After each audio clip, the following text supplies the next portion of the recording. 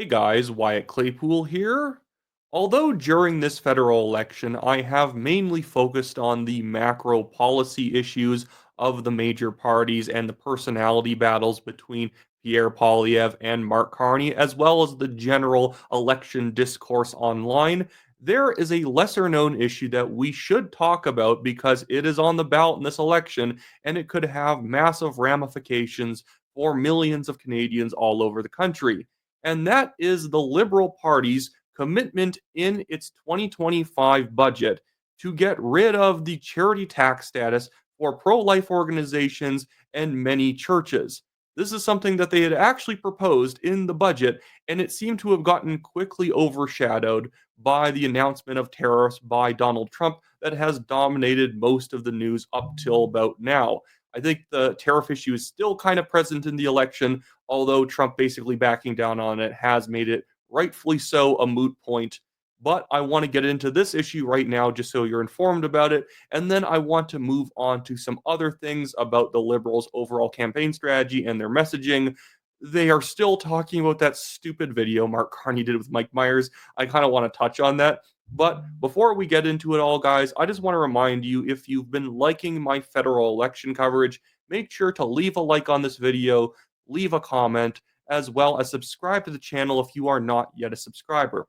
Now, without further ado, I just want to quickly read a short excerpt from this very good article done by my friend Jeff Park at the publication The Alberta Reformer, which will be both linked in the description of this video below, as well as pinned at the top of the comments.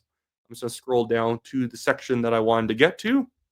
So, as Jeff says here, on December 16th, 2024, while Canadians were preparing for Christmas and the political headlines dominated the news, a quiet but significant threat to the Christian witness in Canada emerged.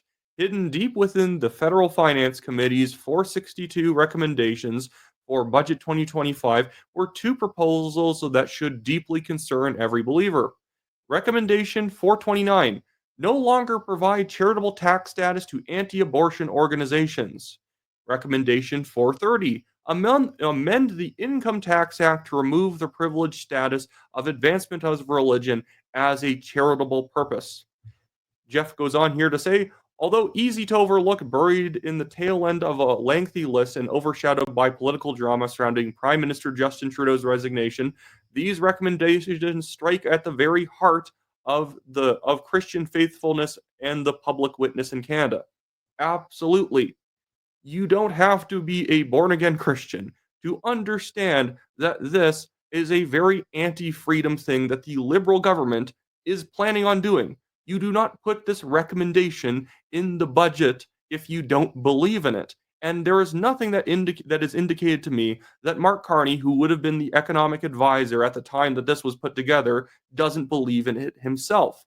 So, my goodness, if you guys are Christian Canadians, or if you're from literally any religious background, or you believe in nothing, please go and vote Conservative in this election, because there are a lot of things at stake in this election other than the size of tax cuts or some policies around trade and other sort of social policies, online news algorithms. That stuff is all very important, but this may be more important than it all, that your church could lose charity tax status because my goodness, they went around witnessing to people and telling them about Jesus Christ, because apparently that would be too far for the government. And then crisis pregnancy centers that help pregnant women by giving them resources if they are struggling and don't have the resources to take care of a child, they apparently need to lose their tax statuses as well, because they're terrible because they don't support abortion. My goodness. So yeah, that's evil. That's pretty horrible. So make sure you go out and vote on this Monday if you haven't voted yet. The country is kind of on the line in certain aspects. I don't think Canada's going to go away if Mark Carney and the Liberals win, but I would rather have to repair the country from this point rather than sliding at a more exponentially fast rate for another 4 years and then making it so that we need like a 2 to 3 term conservative government to even get back to par from what the country was like maybe in 2019. So that was that issue. If you want to read the full article that Jeff Park wrote, it's very good. It's in the description below and pinned at the top of the comments. But now I want to move on to something a little bit more lighthearted, and that is Mark Carney's constant, frankly, I'm just gonna use the term pimping out of Mike Myers on the campaign. Has Mike Myers hit a door for Mark Carney, by the way? Because it seems like he just flew into town to film one video with Mark Carney, and then since then he's just been appearing on SNL wearing Canadian Tire T-shirts and putting his feet up in his home in New York or LA. I love when people think that he's like a true patriotic Canadian. At the same time, he hasn't been in the country for absolute decades at this point. But Mark Carney quotes him saying, "We're the country that stands up to bullies." Okay, sure we are. Sure we are, Mike. And I like Canada, but I hate this stupid, "We're the country that stands up to bullies."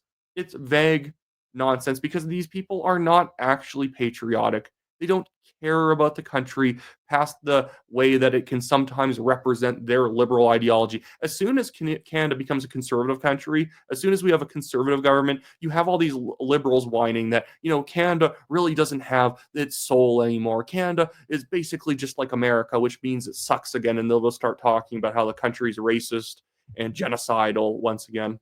But here's the video. I'm not even sure if this is a different version, but they keep posting it. It's bullies. This is what I can't stand in the world. And we're the country that stands up to bullies. Yeah. And I hope, and I know that you will, but I hope Why is Mike Myers sitting there like he's his son, and Mark Carney's like listening to his son talk about how he got pushed on the swings? continue to be the good guys. What does Canada mean to you? Like, how does it? Canada means everything. I wouldn't be anything without Canada. The Canadian taxpayers subsidized our housing, gave me a fantastic high school. It's just things. They had a television studio. You get that education? Yeah. It's just things. When these people consider Canada just things, it really kind of gives away the game a little bit. Canada is the social programs. Canada is the fact that we do liberal things, but past that, they don't really care. Like, look at this that they posted. Mark Carney posted this just 3 hours ago, and it says, "Thanks for standing up for Canada, Mike." And it has a picture from the New York Times. "Mike Myers is ready to defend Canada. Quote, I wanted to send a message home to say that I'm with you, Yeah, well, sending a message home because he hasn't been in Canada for a very long time, not to just film some sort of liberal propaganda with our technical prime minister. It's quite nauseating. The liberal campaign hasn't budged a single inch to this point. It has started off with fear-mongering about Trump. Even that Mike Myers thing is about Trump and us standing up to bullies. And it's just been about the idea that, well, you have to vote liberal because, look, Mike Myers, it's the Canadian thing to do. They haven't actually really, in my opinion, made an argument. You could say, well, have you read their platform? Yes, I've read the top points of the platform. I find it kind of silly when people are like, why don't you read all 67 pages? It doesn't matter. What do you think, that the random little bullet points that sound okay make up for the $130 billion of new spending? The boondoggle new housing program, that's really the old housing program that still hasn't worked up to this point, it doesn't make up for it. It's a terrible platform. It's just more spending and promises that the things they did before that didn't work are suddenly going to work, and they're also still going to take away your guns, and they're also still not going to actually enforce the law and do all this stuff. So I do want to move on to one more issue in this video. I didn't advertise this at the start. I forgot. And I just want to bring up the problem. And I know it's an election, and this really doesn't really matter until after the election, but there is a problem on all political sides of grifters, of people who don't actually think the things that they are saying. They are simply doing it to go viral. And I think it has watered down political discourse in this country. I was pointing out this earlier in the day, and a lot of people had thanked me for it. Not that I'm like so fantastic. Oh my goodness, why I got thanked for something. But I had known about this a month ago. Other people didn't. And I pointed out and hopefully saved some people from retweeting and promoting this guy. But there is this 17-year-old guy, and I don't really care about somebody's age because, frankly, past the age of 12, you're kind of responsible for yourself a little bit. But this Tyson Hockley guy who posted this video, it says, "A message to Canada from the youth." And behind him, he has some conservative signs, a Polyev change sign, a sign for his local candidate. And he makes a video about how, older Canadians really need to prioritize the things that the youth care about. And that's a good message. It's frankly, a message that a lot of young Canadians have been putting out. Let's not overvalue how much money goes into CPP if we're going to burden the youth with more debt in the future. Good thing to say, obviously. We should, have less censorship in this country. We should actually have good jobs here and have less immigration so that Canadians can buy homes and that there's not crazy hyper amounts of competition for every single job out there. Fair enough. At the same time, it was so obvious because I knew who this person was, and a bunch of people started sharing it. It was kind of concerning to me. This guy, I don't care he's 17. When you post things constantly about how Jewish Zionists control the world, and you post things about how, I'm going to try and find the tweet here, how he goes and asks Jordan Peterson if Jewish people control the world because that's what he believes. I'm not even kidding. He's had constant anti-Semites on his channel to talk about this stuff. He posts how Christianity is from Satan to deter people from the true God, question mark. And he has this grift where he's always asking questions, but he's always asking questions to crazy people who will answer it in the direction he wants. So when he asks a question like that, he's not talking to a Christian apologist who's saying, no, that's obviously wrong. Here's a passage in the Bible that proves that that's wrong. He's usually talking to Islamists. You can even see here that he is, for some reason, very much promoting a hardcore fundamentalist version of Islam as this random white kid. Talk to people like Sneeko here, if you can see in the thumbnails, a man who thinks it's okay for grown men to marry 12-year-olds. He's promoting people like Andrew Tate and Nick Fuentes and whatnot, posting things like, how could you be Christian? Who is a Zionist? And then Tyson, what would it take to get on my podcast, Nick Fuentes, who is an actual white supremacist and anti-Semite? And here he says, the deep state may just mean Israel. We have to have a control out there, not censorship at all. I think Tyson can say whatever he wants online, but we need to filter out, for our own sake, people who are going to say things that we like, pro-conservative things, promoting Polyev. Oh, the youth should get behind Polyev. At the same time, they want to push this stuff behind the scenes. This isn't like around every corner you're going to find somebody like this, but I can name like a handful of people who kind of will put out stuff that normal conservative people like, and then you scroll down their timelines a little bit and they're calling Ezra Levant a terrible person because he's Jewish.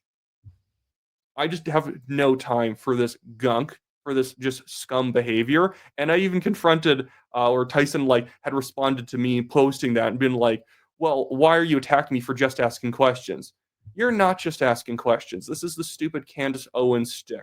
I'm just asking questions. No, you're not, because you're only asking questions to Islamists and other anti-Semites who are going to give you the answers you want. In fact, it was hilarious when he went to go ask Jordan Peterson his question about, do Jews run the world? Because Jordan Peterson, basically not realizing that that's Tyson's actual position, said that that's what simpletons and idiots think to make up for their own failures in life, which I love. Based Jordan Peterson. This has been a very much a non-typical thing for me to be talking about on the channel, but stuff like that drives me up the wall. Every once in a while, Jeremy McKenzie becomes popular, and I was literally 2 years before the downfall of him, where he was making jokes about literally assaulting Polyev's wife and stuff like that, was saying, guys, don't trust him. I have tapes of him talking about the Holocaust in ways that are really weird. Him talking about how, Jews deserve to get beat up in New York City because of their bad behavior or whatever. Jeremy McKenzie is a complete scumbag. People like Tyson, who is 17, can have time to recover, and I hope he does. But he has to delete the content. I had people saying, he's just 17, Wyatt. Don't say anything. He's allowed to say silly things. He was saying this stuff 6 days ago. Some of this content was from 3 days ago, where he's saying that Christianity's satanic and he's asking Jordan Peterson this insane garbage. Do not promote people just because they say something you like in the moment. Promote people who can have a consistency in saying rational and objectively true things. So anyways, obviously people have opinions, but if their opinions are based on insane garbage, maybe filter them out of your media diet. Not that you guys do that, obviously. And that's not censorship to say. There's this whole controversy with Douglas Murray on Joe Rogan where he had confronted Dave Smith, who was a complete dullard when it comes to foreign policy. And Dave Smith kept saying, well, you're trying to censor me by saying I shouldn't talk about this. Nobody controls what you talk about, and I don't want censorship. But if you constantly talk about things that you have no clue about in ways that can be disproven, yeah, somebody should probably come alongside you and say, maybe you should log off the internet for a while because you're not helping. Regardless, though. So that should be it for me in this video, guys. Thank you for watching the show. Thank you for subscribing. It all means a lot to me. And I will be definitely back with another video in the coming, not days, tomorrow. I basically upload every day. If anything, I am consistent. So you'll see me probably tomorrow, guys, and make sure you get out and vote if you haven't on April 28th. We need every vote we can get. It doesn't matter how safe the seat is for the Conservatives or how safe it is for the Liberals. Go out and vote. It helps the general momentum for the Conservatives.